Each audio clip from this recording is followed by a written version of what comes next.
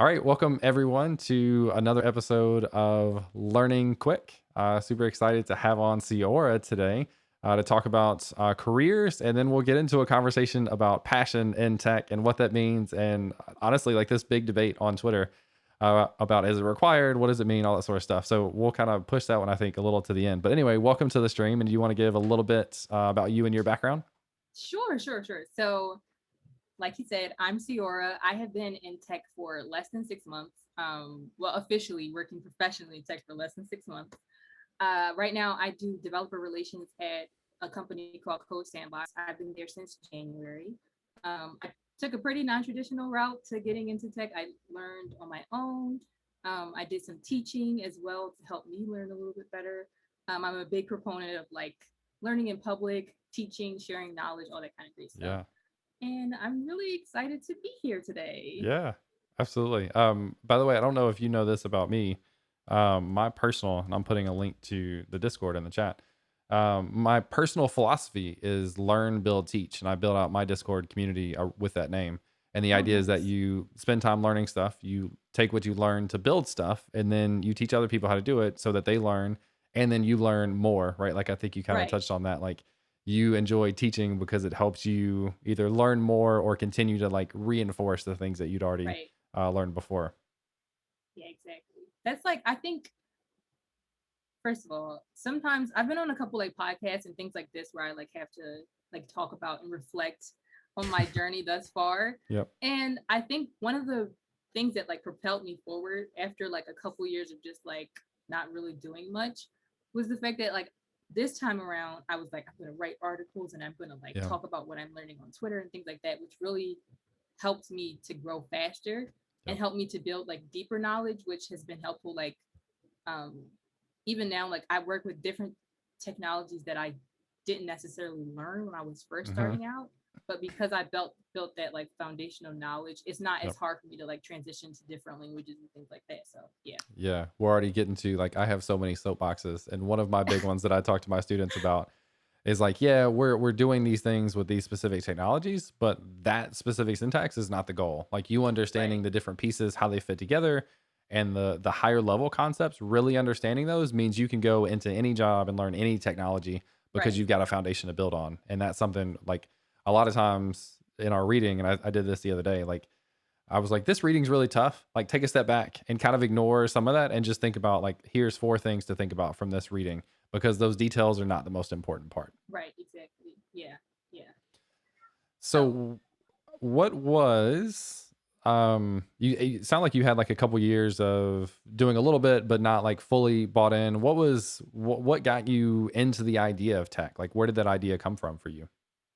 it actually started I think I was in the sixth grade or Cool. seventh grade. I was in grade school. Cool. And one of my teachers, it was one of those days where like I could tell she really didn't feel like teaching us, but she put on a video. And the video she played was like it was Bill Gates and I don't know if Mark Zuckerberg was in this video, but it was Bill Gates for sure, and like a couple like athletes and like Was actresses. Chris Bosch one of them in Miami? He I was don't like really know. big into that for a while. Anyway, okay. I think it was like a basketball player. Here's a fun fact about me. I know nothing about sports, so I don't Okay. know like who those people were, but I know that they were athletes. Yep. And they were like talking about like learning how to code and how like, coding is the future. Like everybody should learn how to code, all that kind of stuff.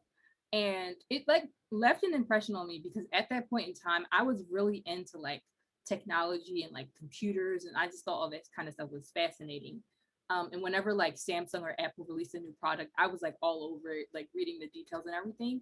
Um, so I kind of felt like there's a must be like a connection. Like maybe I'll enjoy this like coding thing too, but I never really did anything about it. Like Mhm. I didn't go home that day and like research how to code. I just kind of like left it on the back burner. Yep. And I didn't think about it again until like my senior year of high school. Cause high school, you're like figuring out what you want to do with your life. And I had had a pretty trash junior year. Like I did really poorly with like my grades. And I was like, I don't know if like college is going to be a thing for me. Like, I don't know if I'll be able to like get in somewhere. Like, I Mhm. needed a scholarship. Didn't feel like going through that whole process. So I was really looking like researching career paths that I could get into without having a college degree. Yep. And one of the top things that used to always come up, and I did like tons of research, was always like software engineer, software developer, Yeah. web developer. And I was like, okay, maybe this is something I can do. And then it it was funny how things like worked out, because I eventually ended up meeting someone through a family friend who was a software engineer in New York. And she gave me like a bunch of resources and like places to learn for free and all this. Like, she just set me up for success, and I did nothing with it. Yeah. Like, I just like, I looked into it like for like on and off, like for a year. I would like learn HTML and CSS and then like stop and then like learn it again and then learn JS and then stop because I got confused. And I just like was doing this for like a year and a half. Yeah. And then I had gotten into digital marketing. I was doing that freelance. Oh, cool. I did not And know that.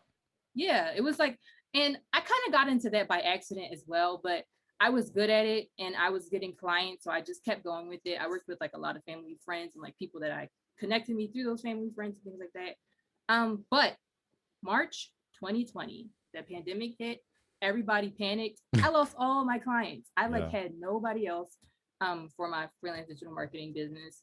And at that point, I was kind of like, okay, this is it. Like, I have nothing to lose at this point. There's nothing else to distract me. I don't have like, I'm not trying to keep up with my digital marketing skills anymore because that's just not a thing for me right now. So I decided to like go all in. At this point, I had also had a scholarship through Udacity for their cloud DevOps program. So I was like, I'm going to go all in. I'm going to become like an AWS expert or whatever that means. Yeah. And right. See, I can't even imagine knowing that that's a thing that early on. Like, I would have had no idea. I would have been like, what is that? Yeah, I didn't really know what was going on Yeah. either, but it was like, I was like, I got this scholarship, I'm gonna try it. Like, Yeah. and at that point, I had tried to learn like the front end stuff so many times. I just was like, let me just start with a different skill set and see if this sticks. Yeah. And it did. It like I was able to learn a lot. I'm still not like, I don't think anyone can become an expert in AWS, to be honest. You gotta like pick your thing in AWS to kind of like stick Hmm. with. But It's a I big umbrella of stuff. yeah, I know it's so almost much. nothing like hands on in AWS myself. Yeah, but I decided to like stick with that and run with it. I did some writing around some of the things that I was learning. Like, I this time around, I really was like, I'm going to do things differently and be more intentional about how I'm like learning to code and learning about cloud development. So one of the things I started to do was I got more involved in the community. I was more active on Twitter now. I started doing more writing. And these kinds of things helped me get involved with like companies like Egghead, and Yeah. I started teaching in the summer. Even though when I was teaching, I was doing web development.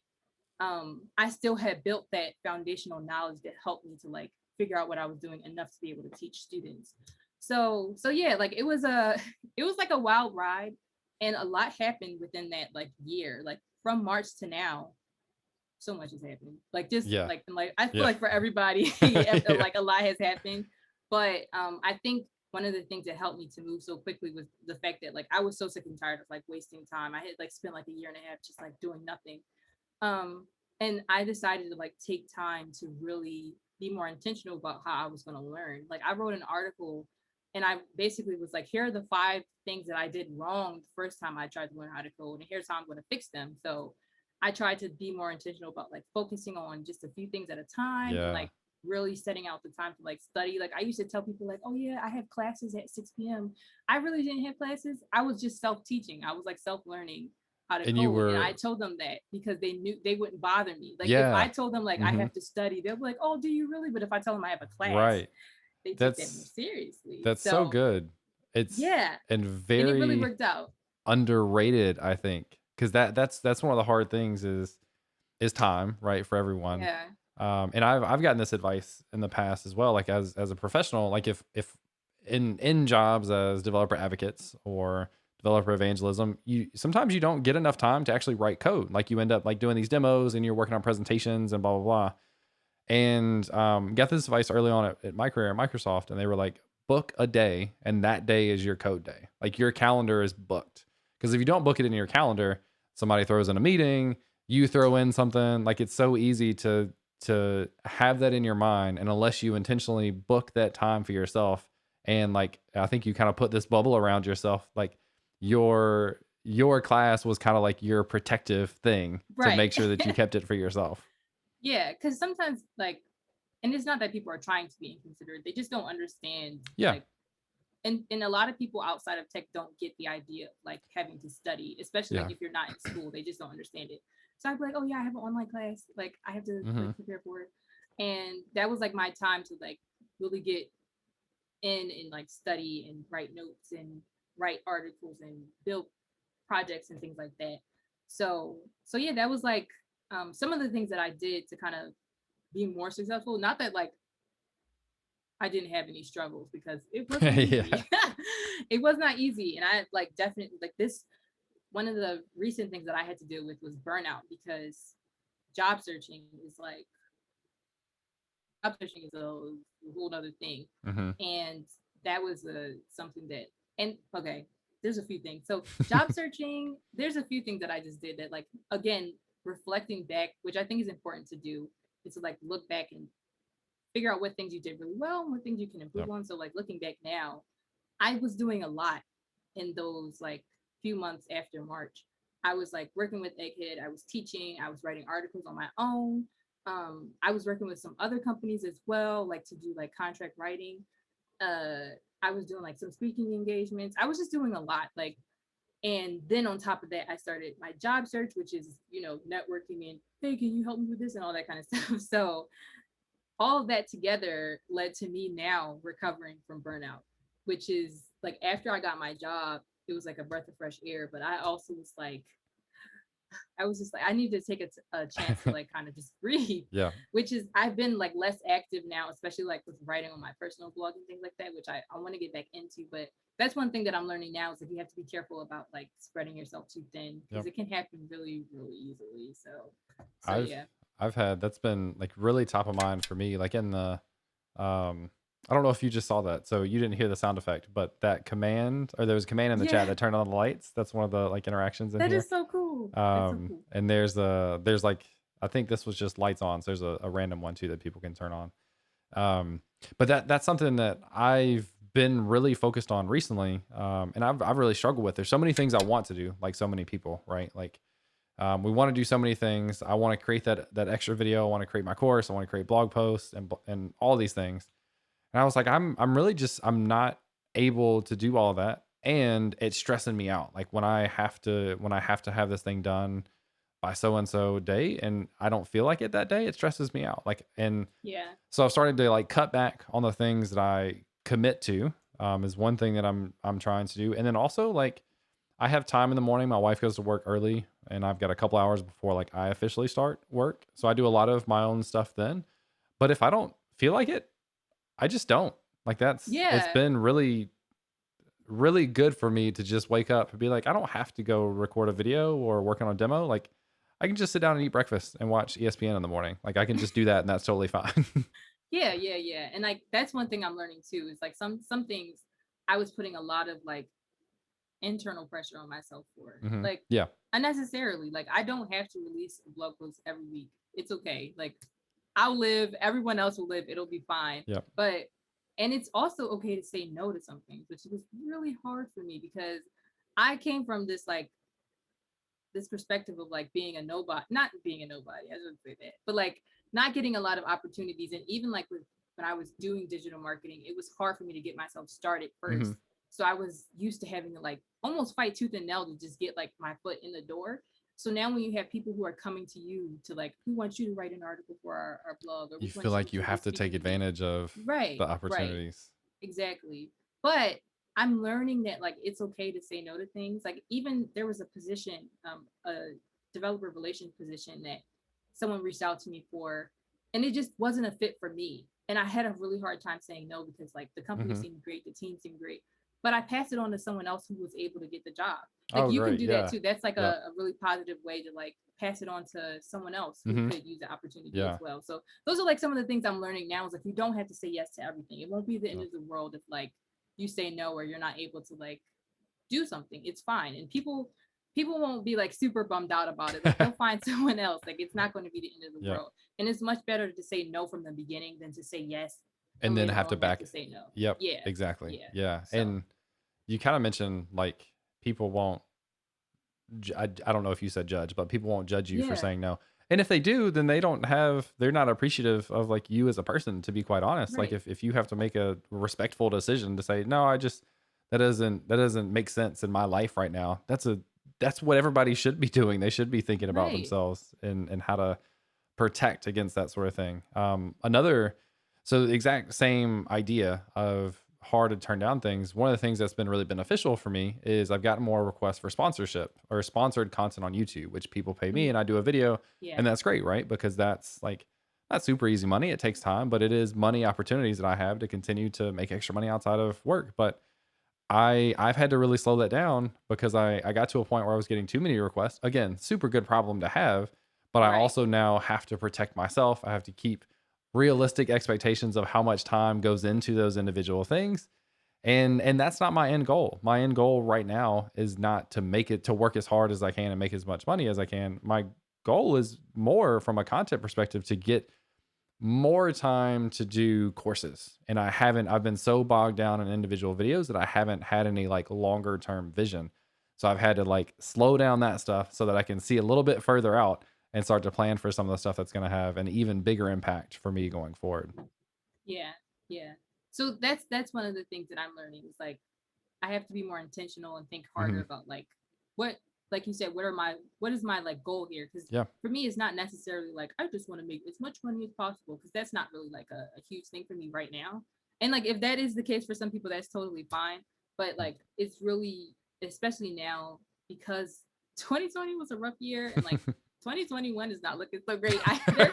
Like you have to like protect your mental health and like really prioritize like maybe for me right now, like especially when I was like going through that burnout, I really had to just schedule out time to just do nothing and like just watch TV and like not have to Hmm. worry about like writing something or coding a project right now. Like it's okay to schedule in those things as well. Like that's considered to me productive as well. But I forgot that. So I'm like having to reinforce these Yeah. things in myself so that I don't go down that route of like being like so burnt out that I just couldn't do anything. Yeah. So yeah. And those are things again, like just from an experience perspective, you officially in job or 6 months in, but you've been around technology for or learning to code for 2 years or so and then got exposed to Yeah. it several years before that. I've been working as a professional in the industry for 7 or 8 years, 8 or 9, I don't know, however long.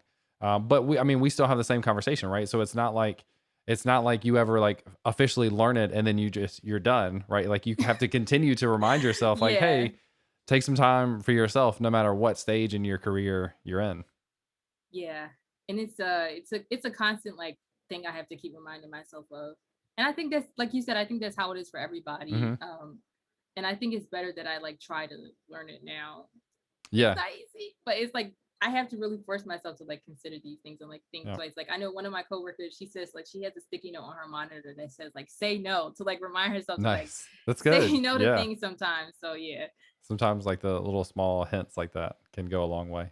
Yeah. Um, you mentioned a little bit, and I know we've got Will in here in the chat, but you mentioned like teaching and then doing some stuff with Egghead as well. What was it like teaching, and then maybe what's also the benefit, like not just from a selfish perspective, but like how did that help you from teaching and recording videos and doing talks and that sort of stuff? How has that helped you in your career? Yeah. So I it's really funny how like my relationship with Egghead started. So I got involved with Egghead because of an article I wrote. I mentioned it earlier about like the mistakes I made when I was learning how to Hmm. code, and I like was talking about it on Twitter. I think I like made like 3 tweets where I talked about it, and like they got some traction. And then one of them, I think it was like the last one I had tweeted out. One of the co-founders of Egghead, Joel, he responded like, "Hey, would you be willing to like give an Egghead talk about this?" And I was like, "Excuse me, like, what are you, I what?" think you might have sent So that to the wrong person. yeah, I was like double checking, like, me, like, and I went through like the process of like applying to give the talk, and like maybe a couple weeks later, Will actually reached out to Hmm. me via Twitter, and he was like, "Hey, are you still interested?" And I'm like, yeah, like of course, how could I say no to that?" And then at that point, I had like kind of stalked Egghead like on their website, and I found out that they had a position called a learner advocate, Hmm. and I asked him about it. I like worked up the courage to like mention it briefly, like, hey, and I would also like be willing to like, I'm interested in hearing more about this learner advocate position. And he was like, sure, like we'll hop on a Zoom call like in a week. And we did. And I was like, really, it was like the way things were aligning for me were like, it's a little scary now thinking about like how well things went.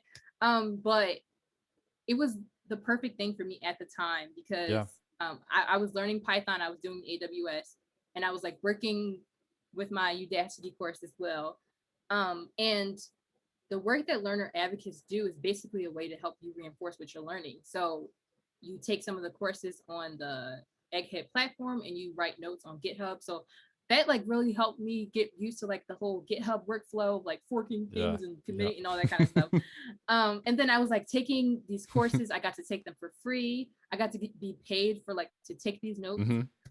And I really enjoyed doing that as well because that also got me into the habit again of like writing and almost like teaching people through the writing that I was doing. And like sometimes I would include like little illustrations in mine because I was really extra, but it like helped me learn. So I figured like let me include That's this as great well for though. other people. And that Yeah, was, and it was a lot of fun. I imagine like you kind of mentioned, how did you phrase it? What kind of freelance were you doing? Marketing design? Digital marketing. Digital marketing. So I Yeah. imagine like when you were doing those, you mentioned drawings to like go along with these things. Like that was your ability maybe to tap into some of your creativity and some of that like other Yeah. aspect of your Yeah. personality and your interests. Yeah, for sure. Like, first of all, I really like to draw. I'm not that great at it, but one of the ways Hmm. that like I like to learn, and someone gave a talk about this a while ago, like a year almost exactly ago, about like using illustrations to teach Hmm. and to learn. And that was like one of the things that I was doing in my notes personally, that like again, one of the learning tactics that I use to help me a little bit better. I'm a visual learner. So I would like create little diagrams of like certain things that I was learning. Like I took a through Egghead, I took like a SQL course, and Nice. I created some like illustrations that helped me like help reinforce some of like SQL commands for me. And I included those in the notes as well. And like a lot of people said that they were like really helpful for them. So those are like some of the things that I was doing that like got me used to like writing, got me used to like teaching. It helped me to learn more as well. And it was just like a perfect thing for me at the time.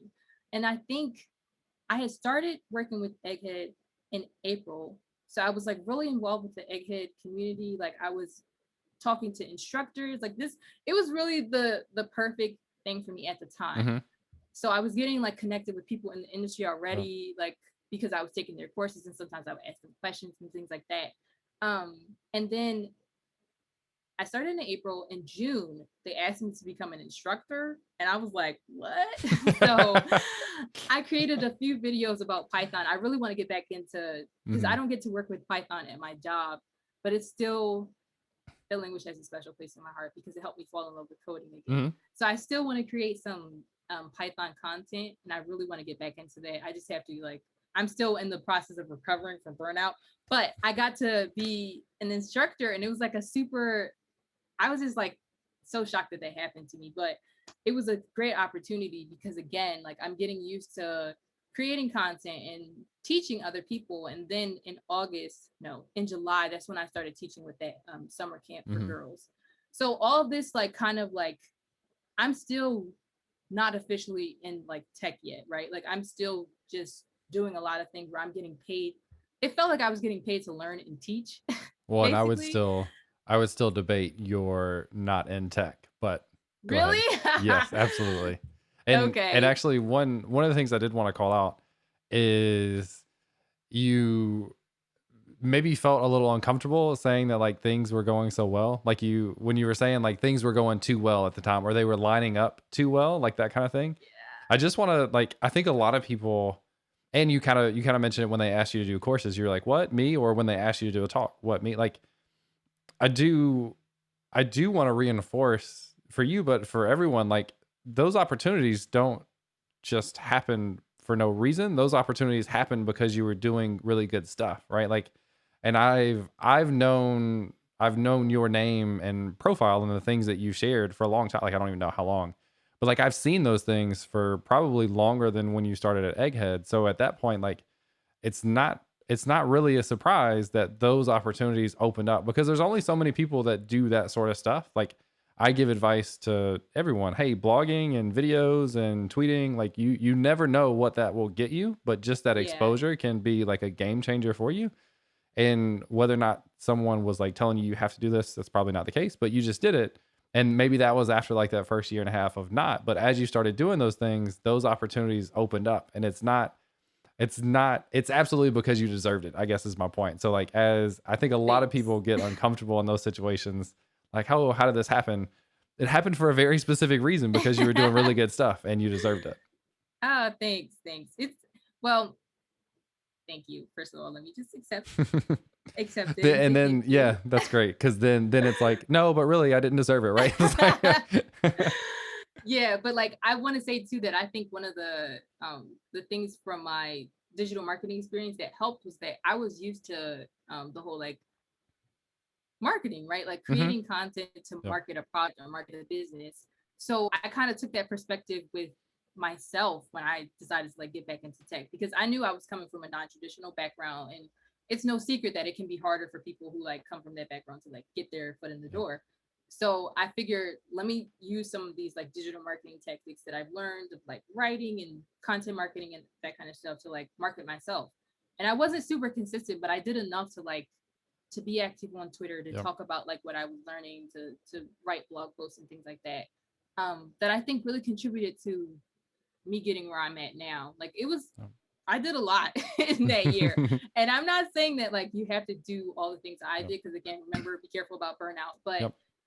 if there's one thing you should take away from this like conversation, if you're like getting started or you want to like get ahead in some way, I think like content creation is a great Yeah. way to do that, whether that's like through streaming or making YouTube videos or writing a blog post. You don't have to do all avenues, but like pick one that's like your niche. Yeah. Like I like to write, so I my first inclination is to write To an write, article. yeah. Yeah, And for what it's so worth, I one of the pressures I was putting on myself was I was like, "Hey, all these people are doing really well writing. I should do that too." And in theory, it'll be easy because I do weekly videos. Now I'll just write. Like I've already got kind of the script. Now I'll just write. I don't like writing. Like I'm not a yeah, bad writer. I just don't enjoy writing blog articles. So I think that level of self-awareness now for me is like I don't need to force that. Like that's yeah, you not really fun don't. for me and we're opposites, right? Like doing a video now is super super easy. For you, blogging has probably gotten easier and easier. And we're different Right. and that's okay. Like we don't have to force Yeah. ourselves to do the things that we don't enjoy as much. Yeah, and I think that's like one of the great things about like doing stuff for your own personal brand is you can really do whatever you want. Yep, Like absolutely. when you write for a company or when you're doing things professionally, you have to like follow a certain script or a certain style. But like when it's from my blog, I can use as many memes as I want. I can like write about whatever topic I want to. Like I can do almost Yep. whatever I want, and I don't have to like create videos or even though I like doing it too, but I don't have to do it. Right. Like I can do what fits my learning style, whatever my preferences are. So don't feel like you have to do what I did or what James is doing or whatever anybody else is doing. Like do Yeah. whatever. I know some people who create TikToks. Like Mhm. if that's something you enjoy, like you can do that too. So And yeah, Instagram too. I've got like yeah, one of my friends, Justin Chow Codes, built up his Instagram following, and then from that got into YouTube and is doing so well on YouTube. Like yeah, has grown way faster than I ever did when I like infinitely faster than I ever did getting started. But I think he was out there, he was meeting people, he was part of communities, and once you start getting your stuff out there and meeting people and stuff, I think it helps you think about what's possible. Like seeing other people do good stuff is inspiring. You have to balance that with like seeing people do good stuff and feeling like you have to do the same thing. You don't, yeah, but it can be a little bit of inspiration in that sense. So it sounds like maybe like the teaching and the content creation helps you learn, right? Like you and I always say this, like you learn to be able to teach. And as you're teaching, you're learning, and especially learning the things that you don't know as well as you thought you did once you have to explain it. Drawing out those diagrams and things that you included, like that's a really big thing because as you're explaining it to other people, you're also re-explaining it to yourself, and then right. being able to visualize that. I can imagine that being super useful for other people as they were reading those articles. Yeah, I hope so. I had a lot of fun making them, so Yeah. yeah, but like I mentioned earlier, I saw a talk like again, this was like me going to getting into tech and like going to remote conferences and things like that. I saw a talk where somebody was talking about like illustrations as a way to teach technical things, Hmm. which makes so much sense, but I just never thought about it that way. So now I have like the habit of like when I'm learning something new, especially like these like abstract concepts, like for instance, when I was like learning networking to go along with like the AWS, I was like super confused. But when I started to like put it in Hmm. normal terms of Yeah, like illustrating it through like things that you just do in everyday life, it so much. becomes so much easier to explain, and it becomes Hmm. easier for you to understand and easier for other people to understand.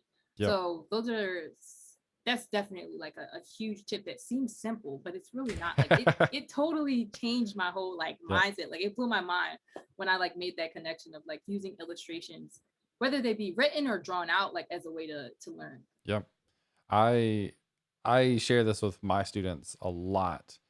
There are topics that we cover in this boot camp that I have a computer science degree.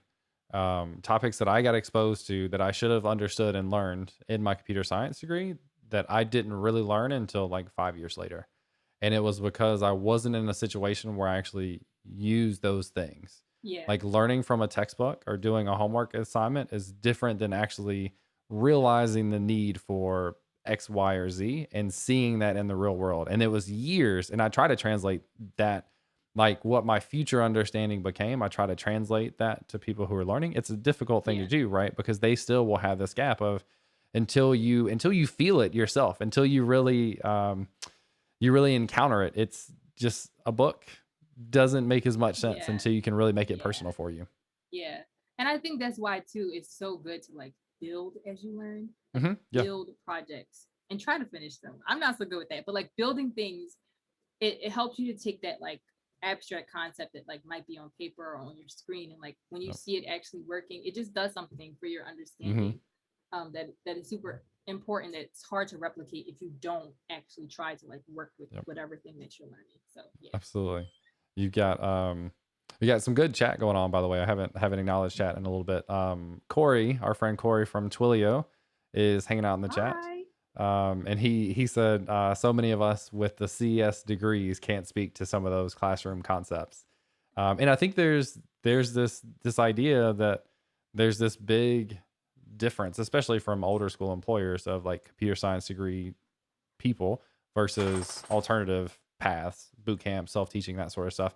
But I can say, like, I was not prepared as a programmer like I should have been coming out of my degree. And there's so much that people learn in boot camps or self learning that I didn't know in my degree either. I never Yeah. built a website before. I never really used the terminal before. I never used Git before. I never done so many things that people end up doing going through a boot camp. So those are like equally valuable opportunities for people.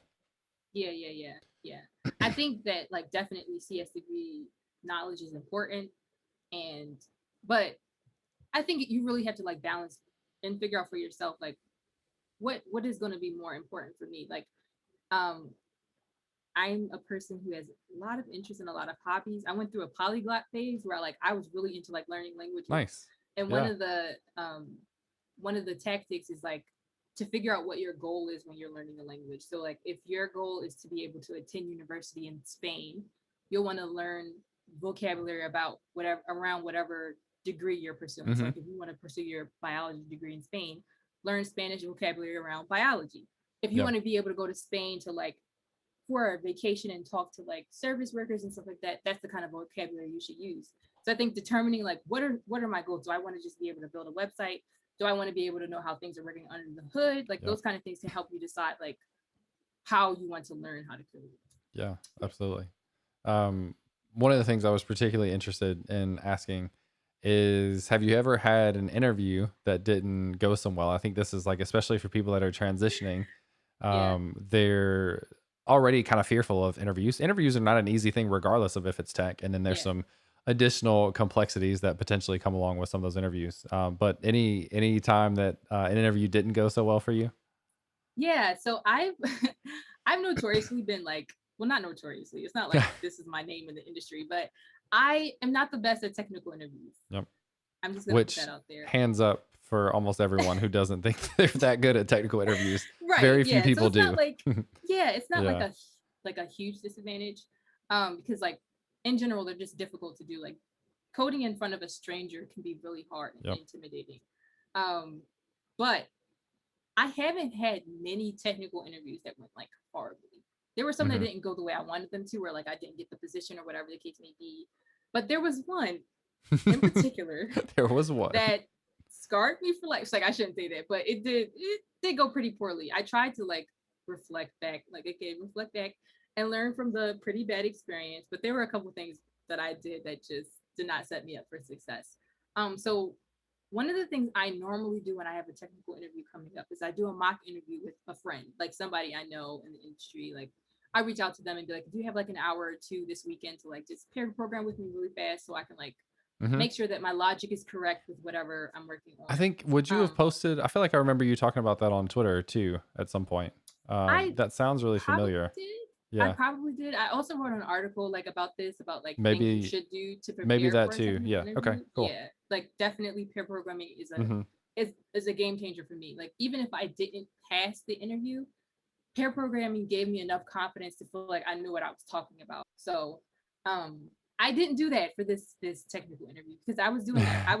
I had multiple Yeah. interviews going on Okay. at one time. Yeah, I had like there were so many things that went wrong. So I had multiple interviews going on at one time. So I was preparing for like different stages of different interviews. Mhm. So I didn't have a lot of time to like reach out to somebody um to help me practice. Yep. And the way the interview was going to go was that I was going to come in with a JavaScript program that I had built, and I was going to add a feature in and like code it live with the two interviewers.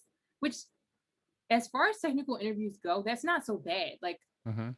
building from a project that you built yourself, and like you get You to got choose some what level feature of you're going to. comfort. Right. Yeah. Yeah. So it really wasn't like they pretty much set me up for success. I just did a lot of things that just so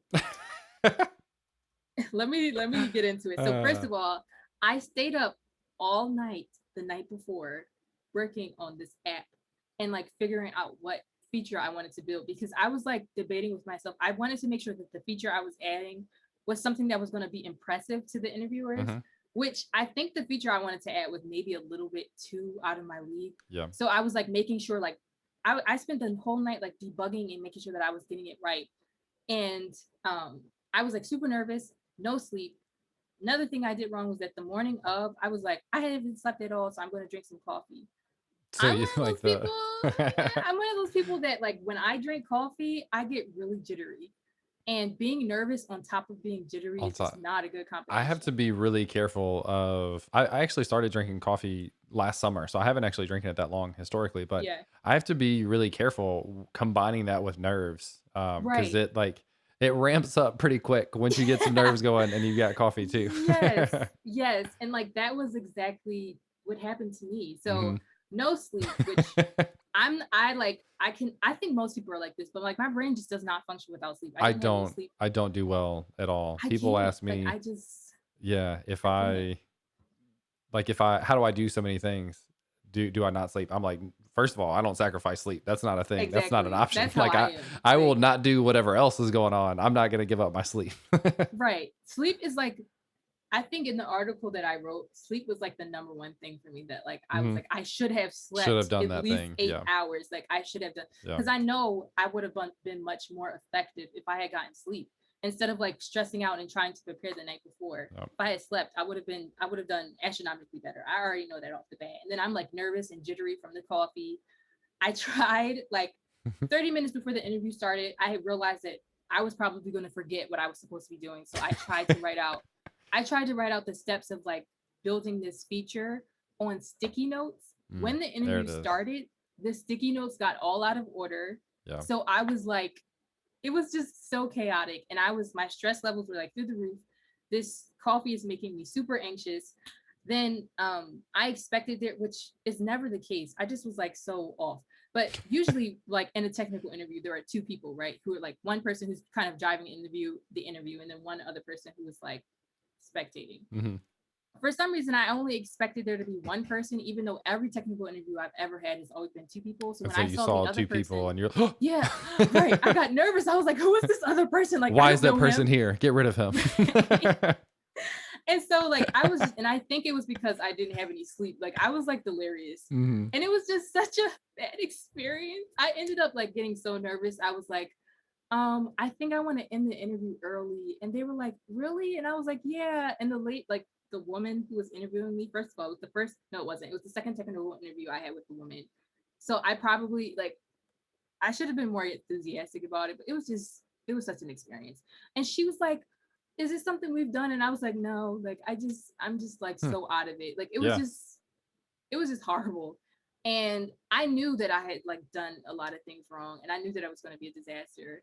And it was, but it's okay. I decided like immediately after that, I like felt terrible. Like I felt like I had done such a bad job. On top of that, the female interviewer, she was someone I had known through Twitter. So I felt like I disappointed her. Like Mm. I just felt so like bad about it. Yeah. So to help me like process the emotions, the first thing I did was I slept There you for like go. 10 Yep. hours after that. Yeah. I went right to sleep. Then when I woke up, I decided to put together a quick article outlining the things that I did wrong Yeah. So so that other just people don't do there, them. yeah, just there is such a good.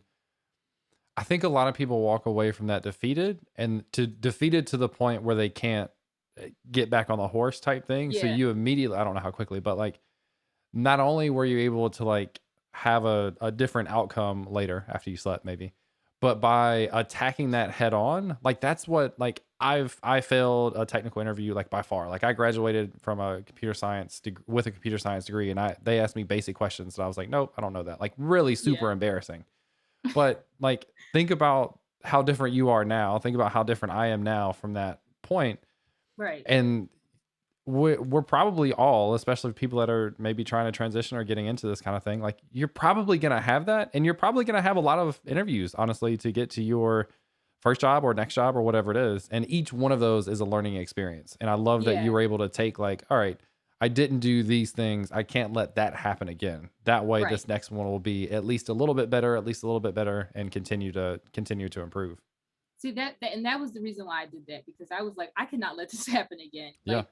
And not that like I expect going forward that every technical interview is just going to go so superbly, but I want to make sure like I do my part in making sure that like setting Yep. myself up for success, because the things I did were just they were just not smart. Yeah. So that was like what I wanted to do. I wanted to kind of like prove to myself that like, no, I'm not going to like go through this again. Hmm. I'm not going to let this happen again. So and like I asked the interviewers for some feedback, and they gave me like harsh feedback, but it was useful. So Hmm. I decided to like take that and like, all right, I'm gonna use this as like a learning experience, Yep. right? Like I'm not like, and I did give myself the space to mope around about it. Like Hmm. I slept. I Yeah. think I watched like a pretty sad like romance movie that like made me cry after that. So like to process the emotions, like it's okay to be upset because it Yep. is upsetting, it's disappointing. But I also was like, okay, like I gotta get back up, I gotta get back on the grind and like try to fix these problems so that it doesn't happen again. Yep. So yeah, and like after that, it's not like I did super well in technical interviews after that either, because there were still a few that I didn't pass, but I still Hmm. did my best. Like I still did my part to like make sure that I was like at least setting myself up for success. So yeah. Yeah. Especially like there's you can't fully control how you do. Those things are still really Yeah. tough, but it Yeah. sounds like looking back and like, okay, these are easy things that I shouldn't mess up. Like if I want to give Right. myself a chance, I'm not going to risk it with those things. Right. And then you get out there and you do the best you can. Yeah. Yeah. And like I always feel better walking away knowing that I did the best I Yep. could. Like even if I failed, like I know that I did the best Yep. that I could Absolutely. given the circumstances. So yeah. Yep. There's a comment in here from Helmet. I don't know if Helmet has been in the chat before. Welcome if not. Actually, welcome regardless. But they said, I recently discovered that finding a tech job is like finding keys that you've misplaced. You will find them in the least place you expect to find them. Yeah. And I do want to go back to like the point of like you creating content, you having your name out there, you like, and you didn't like the word networking. I don't like the word networking either. And I always caveat, like, it's not like the, hey, I'm James, blah, blah, blah. Like that sucks. Like, don't ever walk up to me and do that. Like, let's have a conversation and let's be people Yeah. and like actually be Yeah. natural. I just don't have a better word for networking. So I stick with that. Yeah. But by doing that, like you open up opportunities, like applying blindly for jobs, you still probably have to do, but it's also really, really tough. There's lots of other applicants. You need some sort of someone that can say, yeah, you should take a look at this person. And so Yeah. finding them in the least place you expect, I imagine a lot of that comes from like that connection that you didn't think about all of a sudden now when you say, I'm looking for jobs, and they're like, hey, I'm hiring for a job or something like that Yeah. is is one of the biggest. I think one of the things that leads to jobs the most, probably. Oh yeah, absolutely. I think the reason why my job search was successful, because I have a job, so it was successful, was because I decided, um, like, okay, I have this thing. I have a problem with wasting time, right? Like, I Mhm. want to be effective with the time that I spend doing anything. Yep. So I take the time to be intentional. Like, I think you probably noticed that I try to like strategize a lot. So when I was starting my job search, um, I basically had the mindset that like I'm only going to apply for jobs where I have like an internal connection there. Mhm. So that meant that like if I saw a job posting, I was going to go to Twitter and LinkedIn and I was going to reach out to people like, hey, like I saw Yes. this opening, like I Yeah. really am interested in this. So uh So so much. because Just of say that that, like yeah, 100 like times more. it helped so much. And like Mhm. sometimes I didn't get responses, but oftentimes I did. And even more than that, like I actually got interviews. Sometimes I didn't, but sometimes, but I also had like some nice conversations with people. Some people would Yeah. meet with me through Zoom. That's how I got my job now. So I found this job posting through Discord. Jason Langsdorff had posted this in the Party Corgi Discord. Cool. This Shout out to the Party Corgi Discord. Yeah. Yes, this is why I'm here. So he posted this job post on the Discord server, and I Mhm. was like, "Oh, that looks really interesting." And I was like, I do this thing where I kind of like have to work myself up to be able to apply because I'm always like, I don't qualify for that. But I said like, "Oh, that looks really interesting," and he and a few other people in the Discord were like, "You would be great at that. You should apply right now." So I was like, You're like, "Okay, like I'm "Oh." going to apply. Yeah, like I'll do it. I'll do it because you said so. I'm going to do it." So I applied, and Jason connected me to somebody who works at Yep. Code Sandbox, and I was able to have a conversation with her through Zoom, and I really liked what I heard. Then I think after I had a conversation with her is when I finally sent in my application, and then I had my first interview, I had my second interview, and then I had my third one, and I actually had a technical challenge I had to complete for that too. Cool. So that went pretty well, Good. Yeah. obviously. So I'm not totally trash at technical challenges and technical interviews. Like all of it led up to some success. Mhm. But yeah, definitely networking, since we don't have a better way to call it, helped me get where Yeah. get the job I have now. And I also had like this was the first time ever in my whole entire life that I had multiple offers at one time. And that again was because of networking, because like I reached out to people that I had already been talking to through Discord and through Twitter Mhm. that I already had made a connection with, who worked at these companies, and I reached out to them like, hey, I would love to like talk more about this, and they like connected me to like recruiters and things like that. So yeah, it's definitely I wish I would have done that sooner. I wish I would have gotten Yep. involved with like the tech community through Twitter. And like it seems scary, but there are some really great people out Yeah. there who can really help like push you along. I think a Yeah. lot of people have that same feedback. I wish I would have done it earlier. And that's like Yeah. with our class now, we obviously do a lot of technical stuff, but we have lots of conversations about this kind of stuff too. Cause I feel Yeah. like I told my class this the other night. Like, if you're interviewing, I feel like you getting hired, there's some percentage. Maybe it's 50% technical skills, or maybe 40 or 60, or like depending on how you look at it. But then like the rest of the stuff is the other 40, 50, 60%, and that's like, how do you present yourself? How do you speak? How do you communicate? The connections that you might have, like that package is equally as important as the technical skills. And you get to a Right. point where like you have to prove your technical skills potentially in the technical interview, but like there's still a lot that goes into hiring a person than just their ability to write code. And I feel like that gets Yeah. undervalued and not looked at.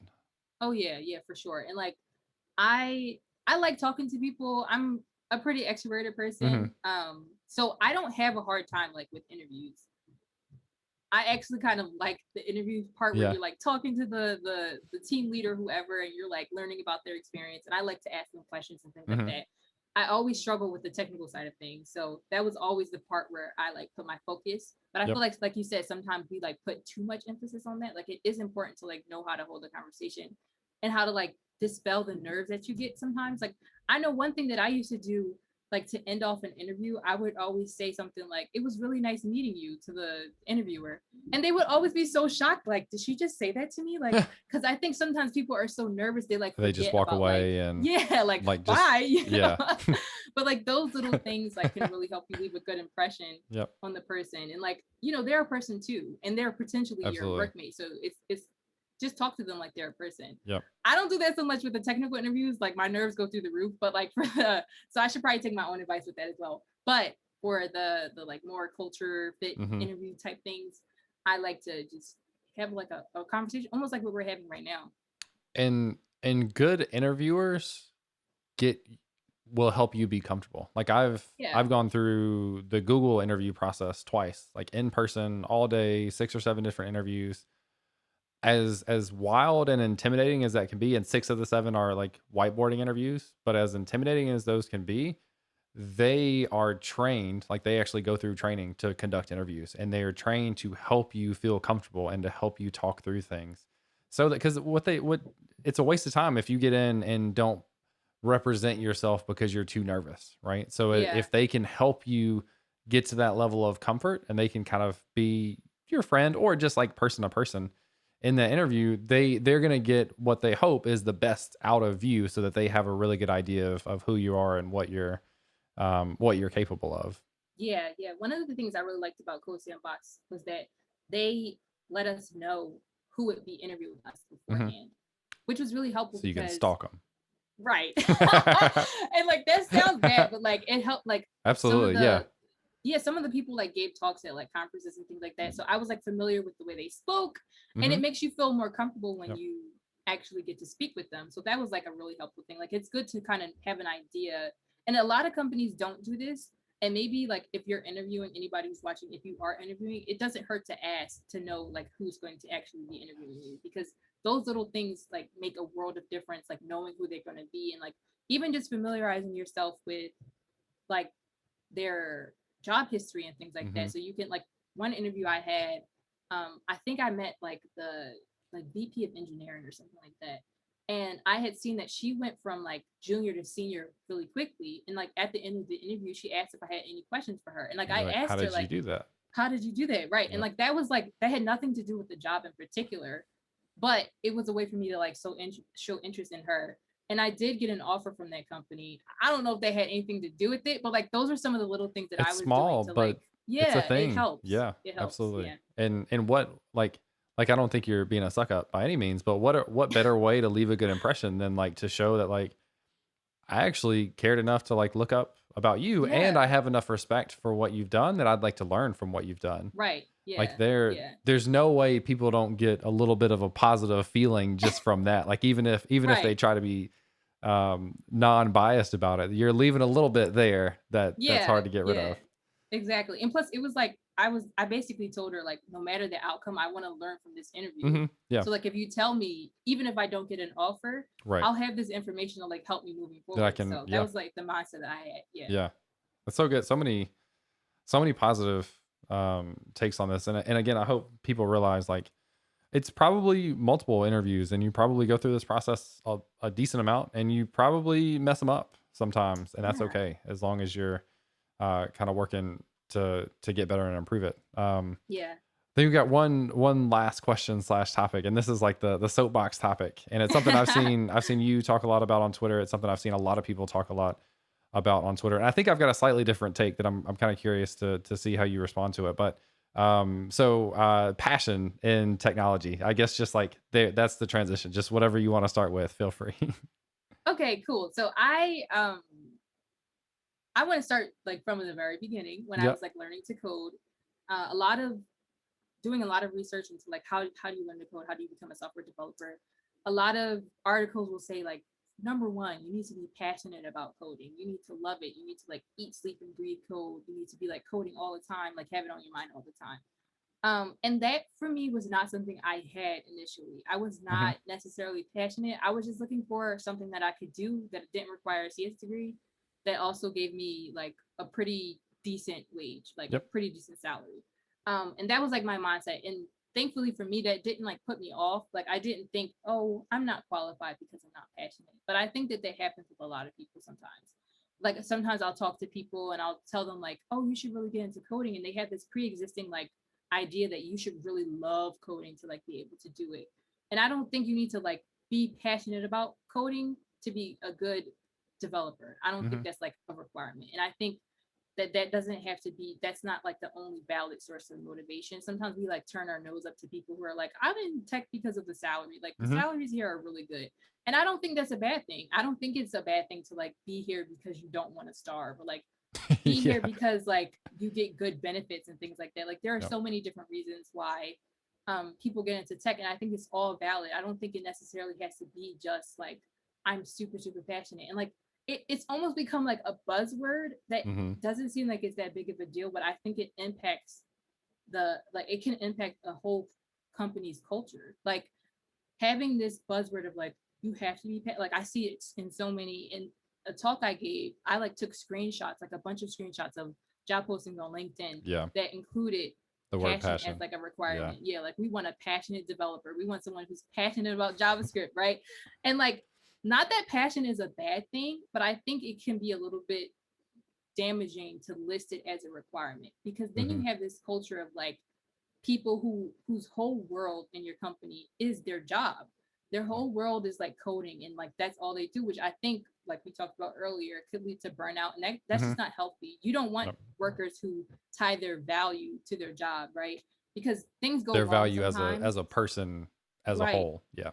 right. Yeah, I think that can be dangerous, because when you lose your job or when things start to go wrong, you start to sacrifice your own mental health, your Hmm. own personal time for your job, which is just not good. And I think, I don't know if that's intentional, companies are doing that because they want people who will give their all for their job or not. But I think that's like we can do better at framing passion as a requirement in tech. That's Yeah. just in general how I feel. Now, Yeah. and I don't think it's a bad thing. If you are passionate about tech, I think that's wonderful. I think it probably makes your job even easier for you. But I don't think it's a must. Hmm. Yeah. Yeah. It's funny. I think a lot of this is I think what why I'm really so excited to have the conversation now is Yeah. because interpreting things on Twitter or just text is tough, right? Like there's so Yeah. many for me, there's so many minute details that go into some of this stuff. And like I want to say like first and foremost, the the the idea of being passionate at a job, the thing that absolutely shouldn't sacrifice is work life balance. Like I'm 100% on board that like me being passionate about it doesn't mean that I'm giving you extra hours. That's and Yeah. I'm very outspoken about my work life balance, and that's one of the first things that I always ask about. Like, nah, after I'm done, and I'm I done. like Right. and Yeah. I plan to do things with my wife after work. And when we're doing those things, I'm not answering your messages or like doing that kind of stuff. And I intentionally now Yeah. have a job where I'm not on call, right? Like when I was at FedEx, every month or month and a half, I would have a week on call rotation. I didn't get called very often, but the thought of someone being able to call me at any time was so annoying, stressful. Like I Yeah. didn't want that. I want to be done when I'm done. So like that aspect of it, like 100%, that it should not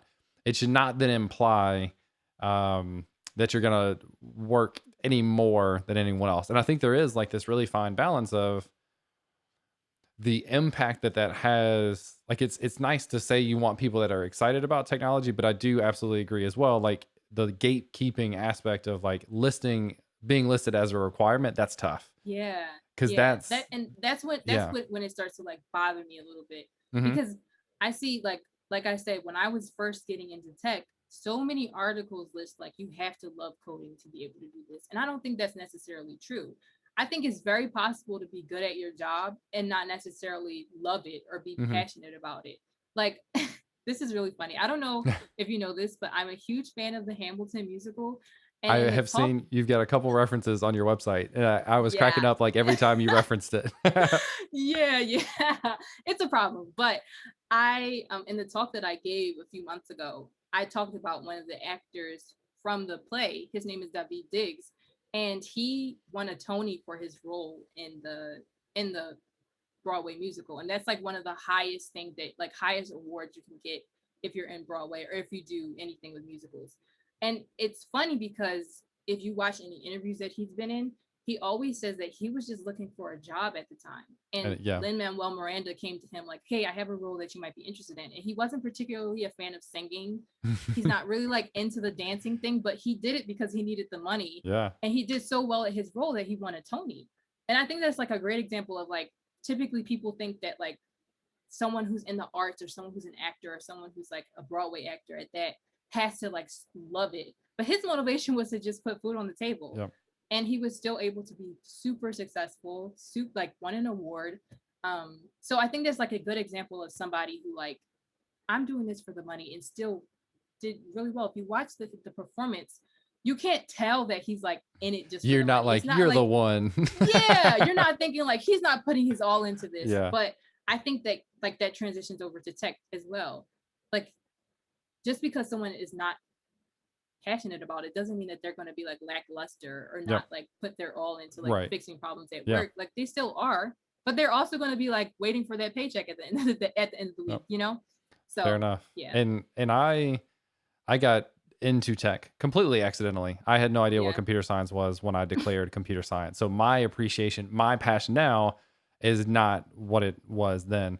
And I think Yeah. the two things that like I'm a little bit on a different side are, one, for me personally, and I'm in tech, right? So like now I'm in the position where make good money, and like the jobs that I do from now on probably also make good money. So I Right. acknowledge that I've already got that benefit. But for me, when I look at opportunities, I want it to be something that I'm passionate about for my personal enjoyment or for my personal career.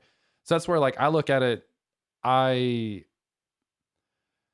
I understand getting into it for the like I don't have any problem with that at all either. But if I make decisions to make less money at times, like I said, turning down like sponsorship opportunities, because it's not all about the money. Like it certainly is a big factor for me, and it certainly has worked out really well, but I will not take certain opportunities to be able to follow something that I am more passionate about. I do feel weird like saying the word in this context, but so Yeah. that's something that is extremely important to me. And I guess like my question or my thought is like on the flip side, again, don't think it needs to be a requirement, but if I'm interviewing someone, regardless of someone telling me they're passionate, like that's just words. But if someone gets an interview and I ask them questions about something they worked on and they kind of list off, I did this, this, and this, versus someone who's like, you can see them light up and you can see they're excited about it. Like I do think that's a difference that I would take into account when hiring someone. Again, not changing my expectations that like they should be working harder or longer at all. Yeah. But just thinking like, hey, if they're going to be excited to do this when they're in their job, they're probably going to be a better employee, I would think. That's kind of like the alternative interpretation for me in that Yeah. situation. But I think like being excited about something like am I and I constantly debate this with myself, like, am I passionate about tech? Like I always ask myself, I think I was going to ask you that too. Yeah. yeah, and I think about this a lot. Like the barometer for me is like, would I do this if I wasn't getting well? I don't think I would do anything if I was if I wasn't getting paid to do it. But like, Yeah. would this be a hobby of mine if I had a different career path? And I think it still would be. Like I do enjoy coding, and I get like a high out of like fixing bugs and like things working, right? Like that's something I genuinely enjoy. So do I even think this whole passion thing necessarily applies to me? Probably not. But and I think there's a difference between like being excited and also being like passionate about something. Like Yeah. I think some people's like whole life is coding, and that's okay. Like that's something you enjoy so much that it's like the focal point of your life. That's great, but I don't think that's how it has to be for everybody. Like I think it's okay to be. Have you ever seen sometimes on Twitter? Sometimes people will say like, "This is like my account. I'm going to talk about whatever I want to talk about," and like they have to like tell people like I'm not just going to talk about tech. I think that every time I see that, I think it's so bizarre because Oh, it's yeah. like why can't you? Why Just isn't be it a a person. given? Right. And Like why I why don't isn't like it a why do you even given? have to explain? Like Exactly. But I think it's because sometimes people have this expectation that you're going to be ultra passionate about Yeah. tech and that's like your whole life and that's just who you are, which is not always the case. Yeah. And there are some people who like code a lot and they watch stuff about tech all the time and that's just who they are, which is great. That's just not me. And that's not a lot of people. And it doesn't have to be. And it's fine. Like it's a beautiful thing to have this like kind of variety. But I do think like it's good to not like I'm not saying go to work and be like, oh, like, I have to cook. Like I'm And not that's where saying it's that just like either. it's balances on Yeah. both sides. It Yeah. doesn't seem I don't know. I think there's aspects of I don't even know what I'm trying to say. There's different aspects that like get tweaked and interpretation get tweaked. Yeah. Will said Yeah. if he And like, had $50 million, he wouldn't code. I totally get that too. If I had $50 million, yeah. that actually would be something I would do. And I don't think like I know Will as a person, and I know the effort and the energy and the compassion that he shows in his job. In no way do I think, to your point earlier, that Will's not doing his very best in the stuff that he At does, work. even Yeah. though he might not do that if he didn't need money. So I Yeah. totally get that too. Yeah. Yeah. Yeah. And I think that like it affects like who comes into tech as well, right? Like Yeah. some people genuinely, like people who are disabled, are looking for a career that can give them healthcare, right? Especially in the Yep. United States when your healthcare is tied to your job. And a Yep. lot of tech companies have good benefits. So like if that's your motivating factor, that's great. Like you don't have to change it about yourself. But I think like sometimes when we have this like an art, like say you like if you Google right now like how to get into tech, how to become a software developer, I guarantee you at least a few of those articles listed will list having like loving coding as like a Yep. requirement. And I think Yep. that's like where it gets a little like phasey. Like if you can do it, Starting right off the bat with, yeah. yeah, like I don't know if that's necessarily something we should be telling people, especially like when people who are in a bind, who are like looking to make enough money to take care of their family, or looking for a job that gives them health care. They don't want to hear like you have to love how to code, because loving your job is like a luxury for them at that point. They're just looking for something that like can get them money or get them health care or whatever they need. So yeah, that's when I think it, and it sounds nitpicky, but I think like a small change like that could just make a huge difference about like culture and tech in general, and like the kind of people we see getting roles in tech. So Yeah. yeah. Yeah, it makes sense. I had a friend of mine, Mary, was on the channel on the stream last weekend. We had a great similar conversation in terms of careers and going through. She went through boot camp and has been interviewing and stuff. And the idea of like the gatekeeping in tech, I think is absolutely real. And Yeah. I don't think we judge like other industries, right? Like I don't think we judge other industries of saying you have to absolutely love this to do it, right? So I think that is a Right. difference of a little bit of like specific gatekeeping in tech. The one thing I do recommend, especially if people get it in their head that they want to get into tech, or maybe let's say specifically they want to do a boot camp and it's a paid boot camp, I would highly recommend people like do some videos on YouTube first, free. And then just see like not if you like love it, but is this something that you're interested in that you kind of connect with before going? Because I wouldn't want people to hate, like you said, hate it. And this is that balance, right? Like there's you can make good money, also not hate it, also not love it, and be perfectly fine. Right. Yeah, that's the point, right? Like the point is that it's not a requirement. Like it's not a must. You don't have to like eat, sleep, breathe code. Like you don't. Yep. And I think it's actually better that you don't. I think it's better that you have other interests Hmm. and other hobbies Yep. outside of like coding. Um and Wh- and I think like you said, I do think it's important to like try it out to see if you can at least tolerate it, right? Like Yeah. we don't want anybody going to their job like, oh my God, like I hate making functions in my code. Like we don't want that.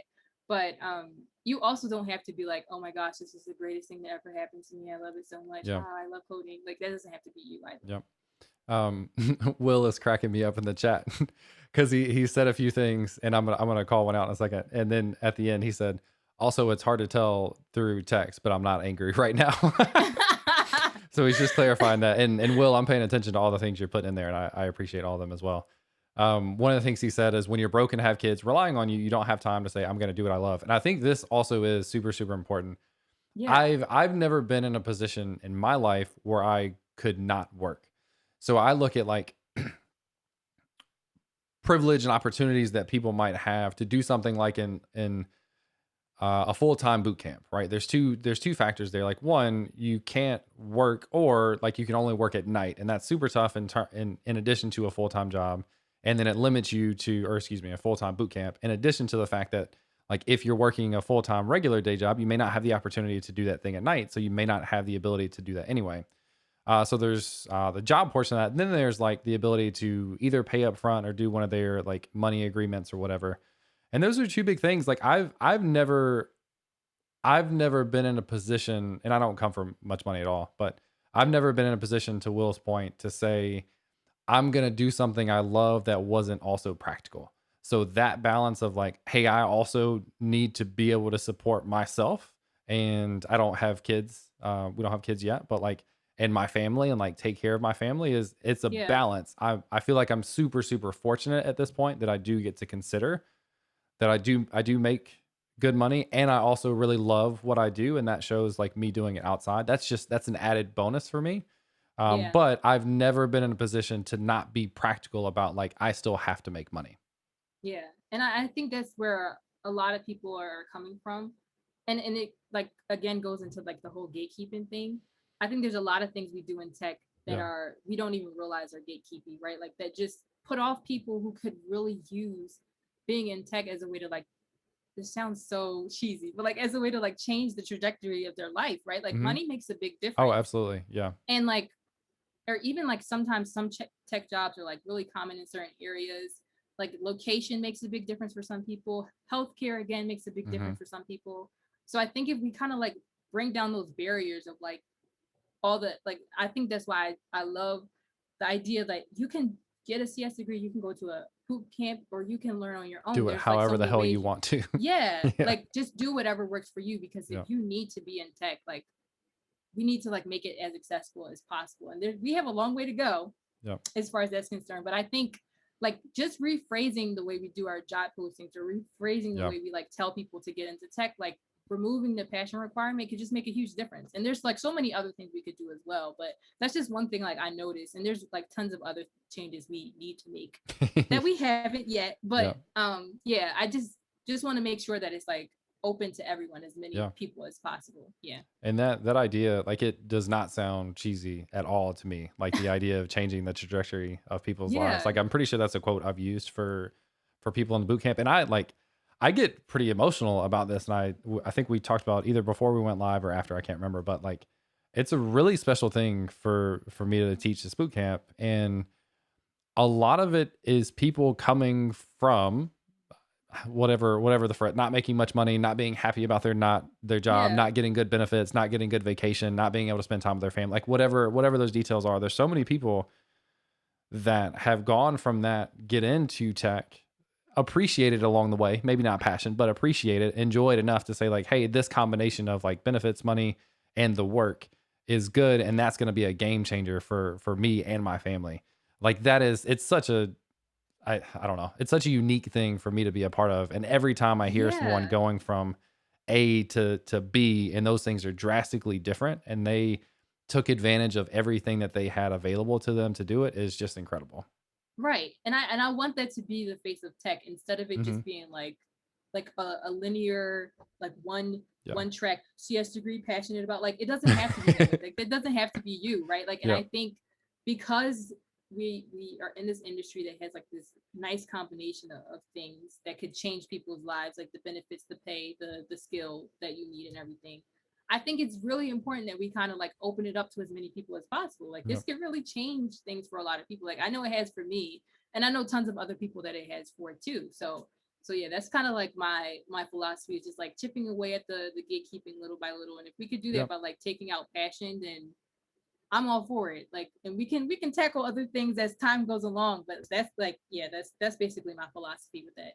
Absolutely. And I guess maybe one last thing on the idea of making it as accessible as possible. And we started the conversation with you talking about that video that you saw of programming. And I kind of sit back and I wonder, like, would this have ever been a thing that you would have thought was possible without seeing that video first? And like maybe you would have seen something similar later on, or maybe not. And I think for so many people, especially getting into like diversity, it's seeing people that look like you that are doing that thing, and historically Yeah, not having seen people do that. And again, like I appreciate, I'm representing as a white male now, like I get that. But for so many people that now are seeing other people around them doing a thing that they had never seen before, I think is where more and more doors start to open. And there's lots of things for us to improve on, but I also really appreciate in tech that these conversations happen. I feel like more than any other industry. Like we've got so yeah, many people that are really outspoken and are so helpful in that way, that it stuff has still a long way to go, but still like has like continued to progress, it seems like. yeah. Absolutely, absolutely. And like, uh, I think about these kinds of things a lot. Like, for instance, one of the only in person conference I have ever been to was in, I believe it was in 2019, and I like randomly got like a free ticket to go to this event. It's called Hugh Tech Summit, and it happens in Philadelphia every year. It didn't happen last year, obviously, but it's a conference for women of color in tech. And at this point, I was still in that phase of like, I was a digital marketer at the time. I Hmm. was interning with the company at the time. And I was like interested in tech, but like not really doing anything. This was like one of my off periods. And I had just randomly gone to this conference. And it was the first time in my life I had like seen so many like people who looked like me or who came from similar backgrounds as me, who were Yeah. like cloud engineers, AI like engineers, software, like just all across, like data scientists. There are a couple of people I know through Twitter now that I met through that conference, who were like talking about blockchain and like AI and all this kind of stuff that like I had no idea Yeah. about. And I'm like, she looks like me. Like this is crazy. So I think that like makes a huge difference of like being able to see people who like look like you. And I think that's why it's so important to like again be involved in the community online, especially because locally, like I'm not sure if there are that many like Black women in tech in Philadelphia, right, who are like Yeah. active and who go to community events. So if I go to an event here, what's the likelihood of me seeing like someone who looks like me, right? But Fair. Yeah. online or for like remote events, I've seen tons of Black women who are like speakers, or I've seen Yeah. tons of Black women on Twitter that I can like learn from and like low key be like they'll be my mentor Yeah. without even knowing it, Whether you know? whether you know it or not. Yeah, right, Yeah. right, right, indirectly. So I think that's like a huge part of like why I want to be more active on online, and I think everyone else should try as well, because you have a much more likelihood of like finding people who look like you or who may be coming from the same background as you, who can like help you and help guide you along the way, which is definitely what I've gotten. Yeah. There's so many good things in this. Um, Will said he went to a tech conference and saw 5 Black people, including Corey, who's in the chat now. Oh, Um, nice! Wow, that is so nice. and I met Corey at a random at KCDC at that conference. Then as well, and have been kind of friends with Corey, and we've been on each other's streams. I guess he's maybe just been on mine, but in each other's streams and stuff too. So those connections that you can make in person are pretty cool. One day, hopefully, we'll get back to that sort of stuff. I hope so. I really hope so. I'm gonna be so excited. Like I'll probably scream. I'll be Uh-huh. so It's good. hyped. There's gonna be a lot of, I don't know, a lot of emotions for a lot of people, Oh and yeah. I'm kind of the like first after party for a conference like will be really interesting. Yeah, yeah, yeah. Like I feel like if I give a talk, I'll probably get so emotional. Like I'm sorry, you guys. I'm just so It's just happy too to be here much. right now. Yeah. Yeah. Yeah, exactly. Um, cool. Is there so one last thing? Do you have any community shout outs? I think we've mentioned one, but any communities you want to shout out while you're Of here? course, of course. Definitely the folks at Egghead are doing a lot of great things with community right now. So like go follow them on Twitter, subscribe or whatever you call it. And Party Corgi um network is a Discord community. That's how like I found this position now, and I've been able to meet so many great people through that who have like helped me and given me advice along the way. So those are definitely two communities that everyone should take a look at. Yeah, I tried to grab the link for Egghead, and I did something weird, and I copied the text new tab instead of the actual URL, and I pasted that in the chat. So I apologize. Is there a Party Corgi website? I think they have Twitter. Let me I think let me they're, see. yeah. Okay, here it is. I got it. Okay. Partycorgi.com. Cool. So I'll put that in there. They've got a link to the Discord on the channel as well. Oh, Awesome. and Will's been hooking us up with all the links. We'll put the link Thank directly you, to Discord in there Will. too. Yeah. Any I don't know if you knew this. He threw in like tons of your articles and your talks and stuff. I meant to call him Thank out you. earlier for that. Yeah, he's been crushing it on the link game. He's usually got all those things handy. Cool. Well, that's all I've got. I really appreciate you coming on. This has been a super fun conversation.